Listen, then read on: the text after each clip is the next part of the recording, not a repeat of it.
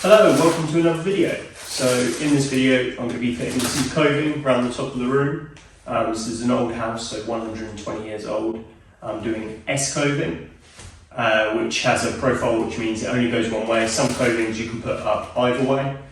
Some of the C covings, although some of them also have a thick bottom, thinner top, or thicker top, thinner bottom. I can't remember which way around it is, but I'll just go through how I do it. This is the second time I've ever done coving and the first time I've ever done S coving. So I'll talk you through the main cuts and I'll show you a time lapse of me doing all my bedrooms, hopefully. Okay, so I'll just go through the tools I'm using. This is a very DIY guide. So my coving, S coving as I mentioned, has a 84mm profile at the bottom. So I've got an 84mm spacer block, bunch of sharp pencils because I always lose those, tape measure, most importantly a way of mitering them, so you need to do inside rights, outside rights, inside lefts, outside lefts, and sometimes stop ends. I haven't got any stop ends in this room, but I do have chimney breasts to go round, so there will be outside left and outside left and outside right in this room, and in the second bedroom, and in the third bedroom there's a corner return which also needs it. So yeah, got this, which is I think it was like £12 from one of the screw stations. Got my impact driver just in case, and some plasterboard drywall screws. For some of these walls are dot and dab, some are hard walled. So on the plasterboarded ones, I can fix in a screw if need be to hold the coving whilst it's going off.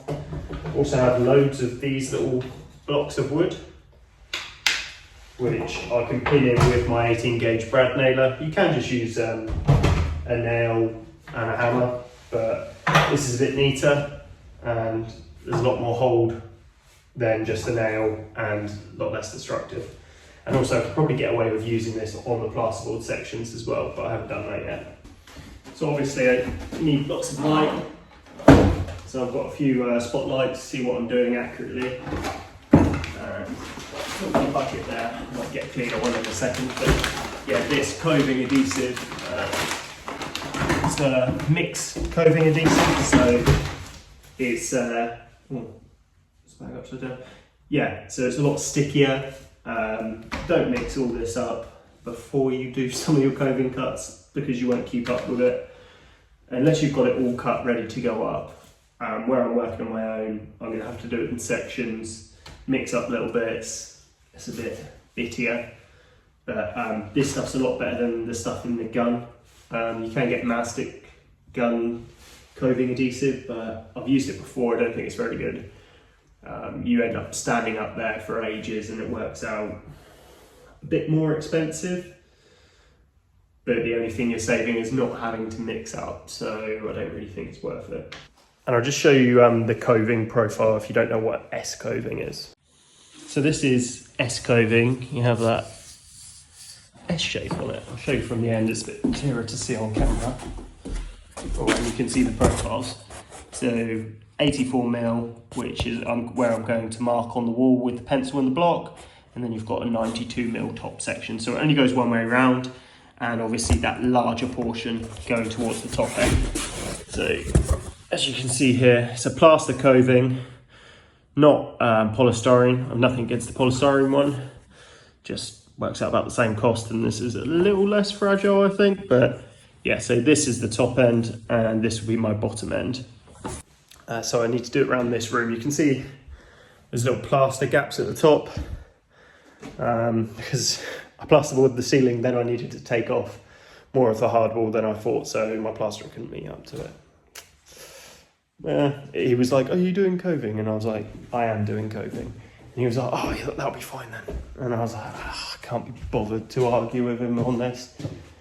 But yeah, I'm going to do coving because you can see the ceilings are out. If you were to paint the walls in different colours, you would see it. So what coving does is going to give you that straight edge. So if you look, you can see the ceiling lines all wobbly. I was able to, so this room's been overboarded. I was able to get out most of it, but it's again going to a point of insanity to try level it out and just try have a strong ceiling at the same time. So this is the main bedroom. So as you come in,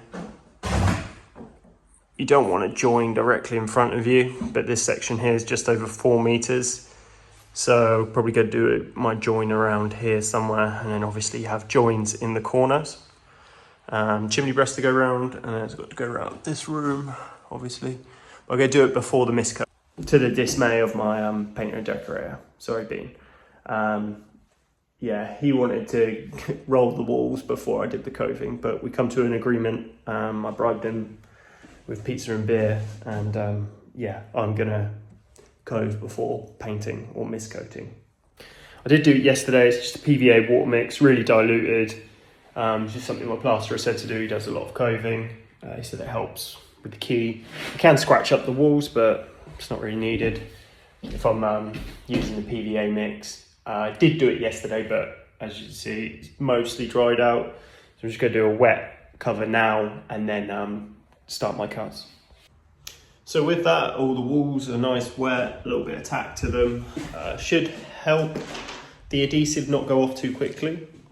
And I have the first piece of coving. I'm gonna do along here. So I've measured the room with my laser, and you can see, yeah, it's like 3.4 meters. These are 3 meter lengths.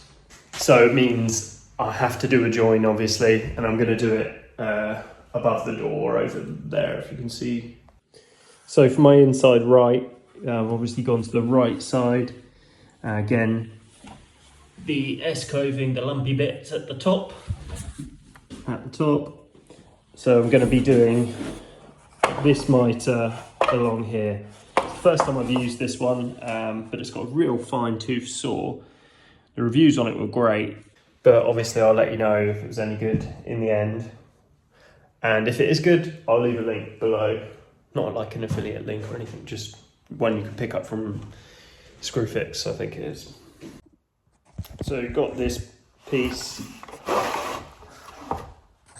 here. I did do a test cut a minute ago. And I think this mite box might be a bit too short. As soon as I put the bits in them, I was like, oh no. This is 135 coving, so it's a bit larger than the mite box.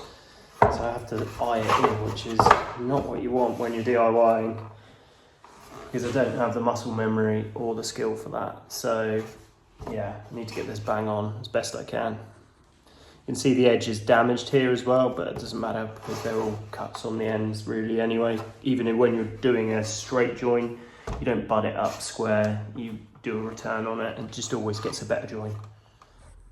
I'm here when you need my voice. I'm here when you need my voice.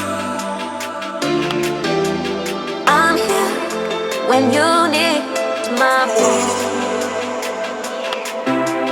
I'm here when you need my voice.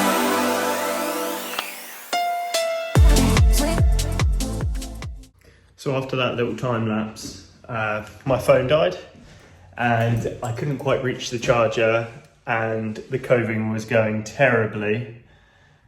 It's all done in this main bedroom, but I had to have a change of plan. So this miter box, Magnuson one, come with a little hand miter saw, quite a rigid one. Was great, I imagine, if you had smaller coving, but with the coving, you saw me trying to eye it in. It's just not ideal.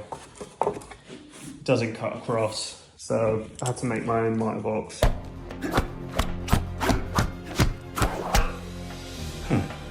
Upgrade. Which is working a lot better. The joints are a lot tighter. As like, this was earlier with the other one. Again, it'll look a lot better once it's decorated. And this is with the homemade miter box, that will just blend in so nicely. And the corners were trash. Take you to the corners. So it's S-coving or Cornicing. Obviously the colour of the adhesive, which is what you use as like a primary part of the filler, is an off colour, so you can see where I've had to fill it. But It's the trickiest and largest room in the house. Those corners are trash, but you really won't notice it. And it's one of those things you can revisit many times over with filler until you get it right. But essentially this room, every dimension of it, except from round the chimney breast, which obviously you've got to do inside and outside cuts, is over 3 meters, which is the length of the coving, or over 4 meters. So I needed to do a join on every side. Ideally, you don't want your join up there, because as you walk in the room, it's right in front of you. But once it's decorated, it's quite a neat one, that one. It's more the one over there in the corner that I'm concerned about, but I'm sure I'll get that right with a bit of filler. It's just a nightmare because the walls are out of square. So you're trying to fiddle around with the mitre, chop the backs off them. I'll show you a bit more today of me doing it a little bit more successfully and the methodology I use. So I just try to keep one cut of each. So I have an inside right, inside left, outside left. And then you get it turned up in your head. You could just put them up in the corner and you're like, this is the right cut. And then go from there. So I'm on the second bedroom now. This room, a lot smaller. It looks way smaller on the camera.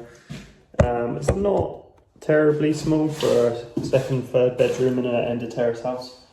So it's a lot nicer, like the largest proportions in the room with my laser level 3.54, and that's from here to here, and then this dimension here to here is 2.69, which is great because all the coving is 3 meter length, so I only need one join, one long length across here, and the rest of it is smaller pieces.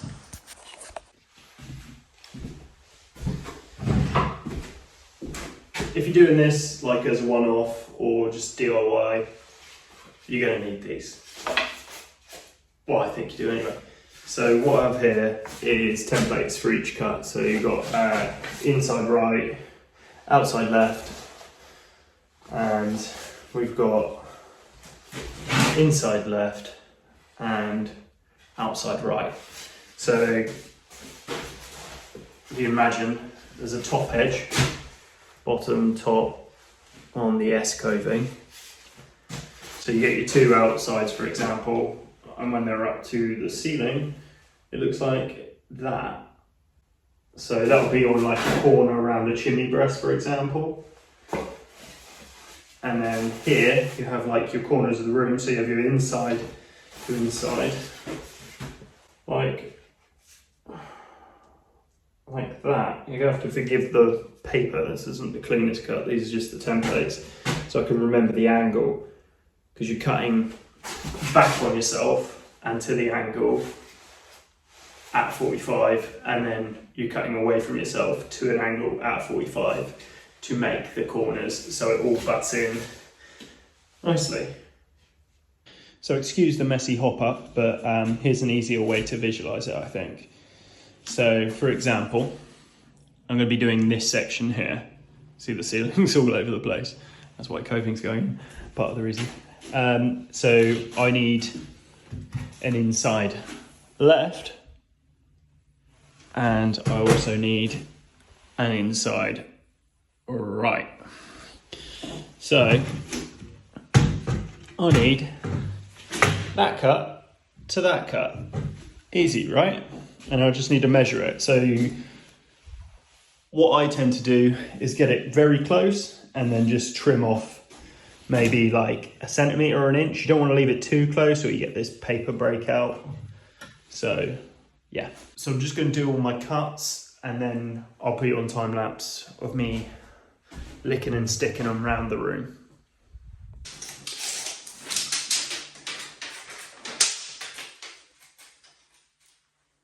Yeah, so 118. So if I do 118.5, then I should be thereabouts, or you can go 120. I'm pretty confident doing 118.5 and then seeing how it turns out. So another thing is just take a little bit of this back edge. So this is take 2.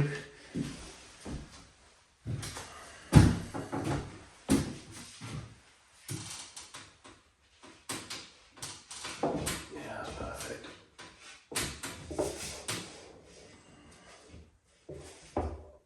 Ideal. Right, so that one's earmarked. So I'll go around and do all the cuts as neat as I can on 90% of the cuts. Get them positioned. So now if you imagine that section up on the ceiling, the furthest points are the bottoms. So the bottoms are what I want to be roughly measuring. And I'll just put them on the floor next to where they're going to go up, so I don't forget the order of things. And then repeat that until it comes to the sticking process, because you don't have a lot of time to work with the adhesive, and also the adhesive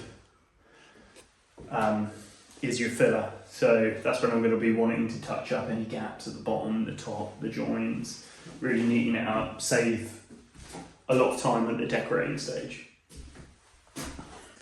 Alright, so the room's all cut. There's a piece for there, a piece for there, piece for there. I haven't done this little section here because I've got to put up a full length piece here. And I've got like that section there, which I'm going to cut for that little bit there. Obviously there, goes there, here, goes here, here, and so forth. So I'm probably going to start somewhere around the chimney breast because there's quite a bow in it. So still a little bit wet. I'm not worried about it not sticking. I put some blocks in, but there is a little bit of a bow in it. And you see that gap there? That's just where the plasterboard stopped. Because I was coving, I didn't worry too much about going up to it. It was a bit annoying looking back on it, but yeah. Oh, tools. Sponge, brush, couple of spatulas, saw for in a minute, mitre box for in a minute, my spacer block, and the adhesive. This is the adhesive I'm using. It's great, to be honest. It's much better than anything I've used. It really sticks. A full 3 metre length weighs about 4 kilos. With adhesive on it, I imagine it doubles almost, but it just stays up there. So I'm just going to mix what I think is enough to do both, well, all this room, because it'll take me about better part of an hour to do this, and that's about the time it starts going off anyway. So it'll be a race against time. Going to set you on time lapse, and you can watch me smash this room out.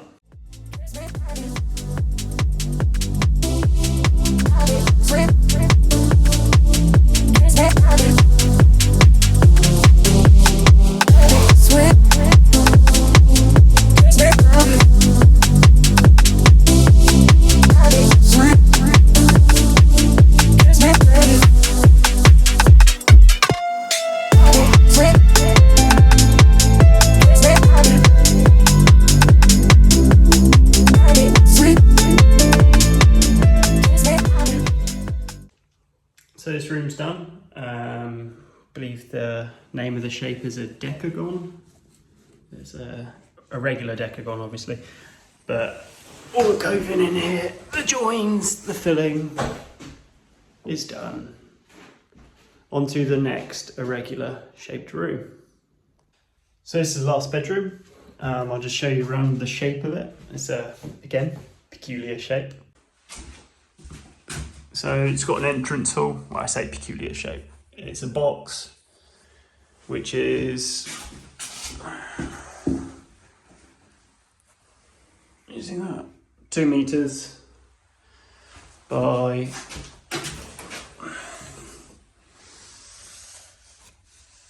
2.68 meters.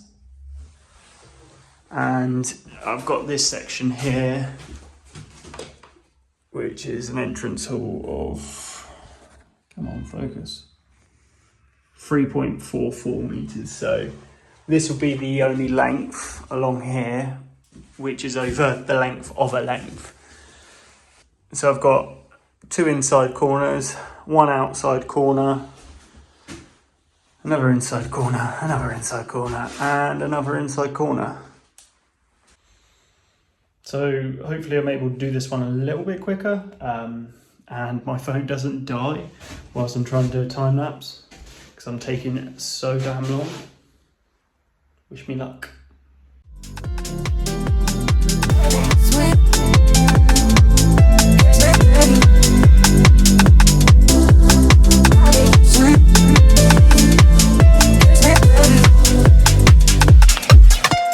I'm here when you need my So it's third room done. Had a couple of mishaps. This one fell and snapped on me. This one fell and I caught it. And then the cut over there ended up being an issue. And then I ran out of adhesive on the very last one in the third bedroom. So a couple of things that I've learned or relearned, as I've done this before, but many years ago. Pull saws, or rather using your handsaw and only using one motion of it, help prevents paper rip out. Really, really well, actually. I'll show you. Okay, so this is what I mean, pull stroke only. Struggling to record this one, but make sure this is pressed down, and then get my saw in there, press down, and then just pull. Notice the paper breakout is pretty much non-existent. Back into the cut. Pull. Pull.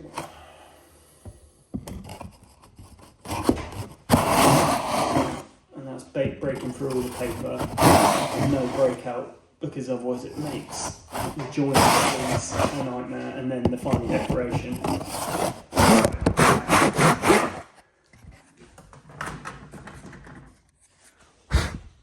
Look how clean that is. This is my edge. You have to excuse the hair, it is super windy outside. Well, sort of windy, is that Storm Kieran or something? But yeah, this is the following days after the coving's done, and it's obviously all dried out. Needs a little bit of filling, but I'll show you around. So this is in bedroom 1. Goes around the chimney breast, you can see the corners. The adhesive's like a slight off-white colour. I don't think the corners are as bad as what it picks up. It's like a really off colour, but that's just because it's over. It's gone over the top, and there's a join somewhere around here. Yeah, there's the join. You see, pretty invisible once it's decorated.